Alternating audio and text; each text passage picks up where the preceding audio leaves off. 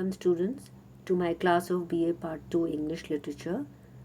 In our last lesson on Shelley's poem Ode to the West Wind, we studied the background to the poem and the poet, the meaning of the term ode, the genre of the poem, the biographical history of the poet, the theme, the figures of speech, and the various facts related to the poem. In today's lesson, lesson 2, we are going to study in detail the poem with the perspective of critical analysis. This poem consists of 5 cantos. A canto is a big division of a poem, a long poem divided into different parts is called a canto, and this has 5 cantos. So we are going to study in detail Canto 1 of Ode to the West Wind. So students, in our last lesson we had talked about the rhyme scheme which is followed in the poem throughout, and we can see now in this class how this rhyme scheme is actually used in the poem. So let us first read the poem aloud. O wild west wind, thou breath of autumn's being, thou from whose unseen presence the leaves dead are driven like ghosts from an enchanter fleeing. So, as you have observed, the first line ends with being, which rhymes with the third line's last word fleeing. So, we have the rhyme scheme ABA. Yellow and black and pale and hectic red, pestilence-stricken multitudes, O thou who charitest to their dark white wintry bed. So red rhymes with bed. So the rhyme scheme is BCB. The winged seeds where they lie cold and low, each like a corpse within its grave, until thine azure sister of the spring shall blow. Low rhymes with blow. CDC rhyme scheme. Her clarion over the dreaming earth and fill, driving sweet buds like flocks to feed in air, with living hues and udders plain and hill.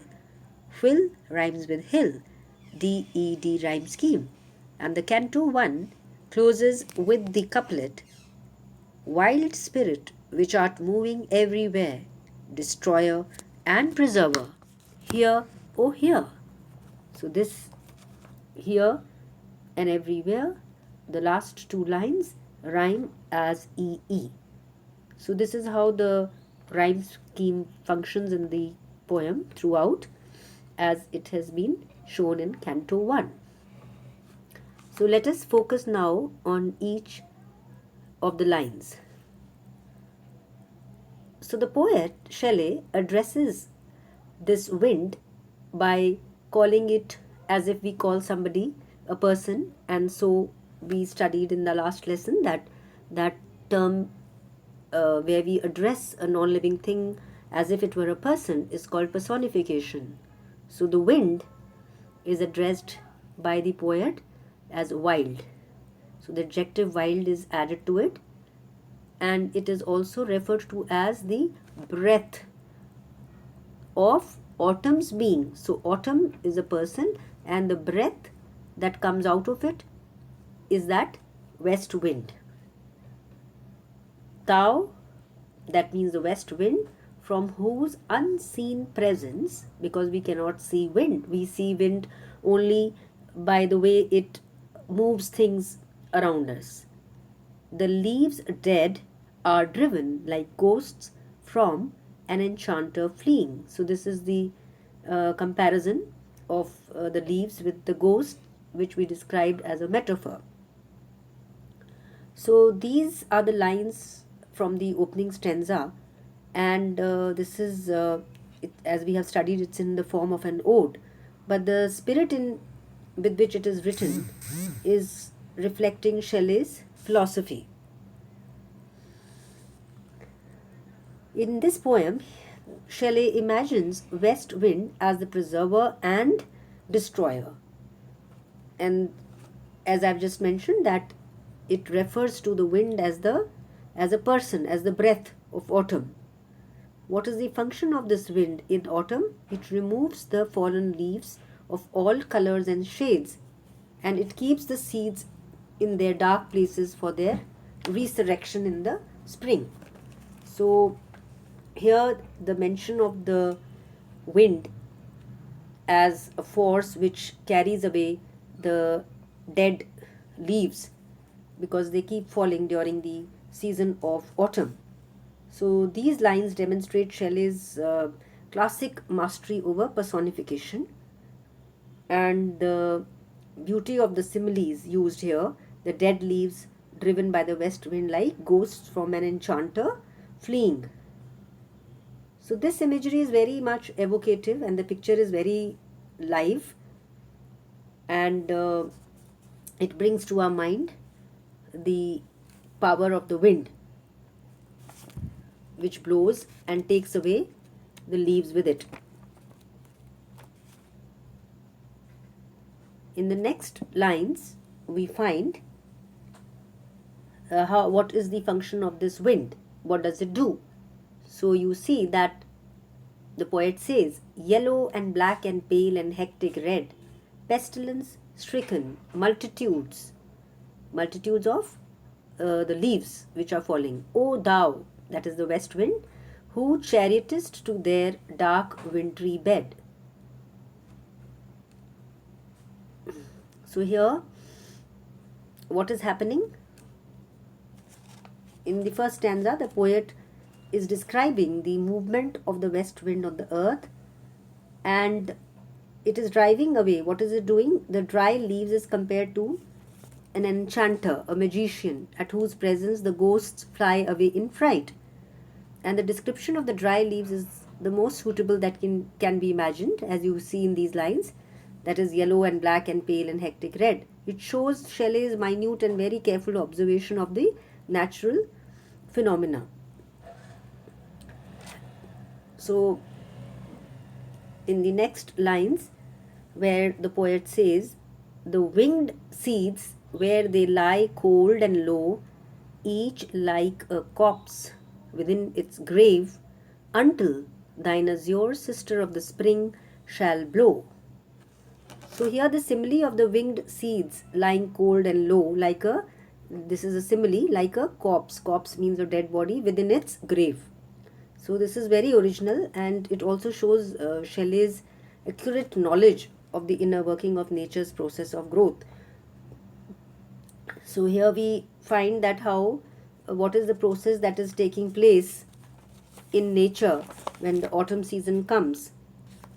So what happens to the seeds which have wings, so the air can carry them, and they bury them into this mud like a dead body into its grave, and they stay there till sister of autumn, that is spring, comes and puts life into these almost dead seeds. So here we find that the spring season is the east wind which blows in spring and brings with it clear blue skies. In the next lines, her clarion over the dreaming earth. Her here refers to, again it's a personification of spring season, whose clarion over the dreaming earth and fill, driving sweet buds like flocks to feed in air with living hues, that is shades and colors, and odors plain and hill. So here we find that clarion refers to the trumpet blow. It's a clear sounding horn which the advent of spring brings with it, as the spring is compared to a shepherd whose sheep are driven out to pasture when winter is over. So the sheep in this case are the white fleeced buds and flowers, of which the pasture is aloft in the air, on the branches of the trees. So, how the phenomenon of nature functions, Shelley has paid a close attention to this phenomenon. Wild spirit, which art moving everywhere. Who's this wild spirit? Refers again to the west wind, destroyer and preserver. Here, oh here. So here Shelley personifies the west wind as having a wild spirit, as having the power of destruction and preservation both, and calls it oh here, as if you are calling a person. So here we find Shelley at his best when it comes to personification of nature, and he describes the movement of the west wind on the earth and calls it destroyer and preserver, because on the one hand the west wind during autumn blows to destroy the leaves which have become old. On the other hand, as we found in these lines, how the wind carries the seeds and buries them into the helps them to get buried into the ground, so that when spring comes they can come back to life as new saplings. So it has the power both of a destroyer as well as a preserver. So the west wind is the wild spirit which moves all over the earth, and it destroys all that is useless, that has become old and rotten, that is the leaves of the trees, but by its same action it preserves the seeds and buries them underground. And this is the way how Shelley appeals to listen to him in this first canto. So we come to the end of Canto 1, and in the next class, similarly, we will study each line of the other 4 cantos in detail. Thank you.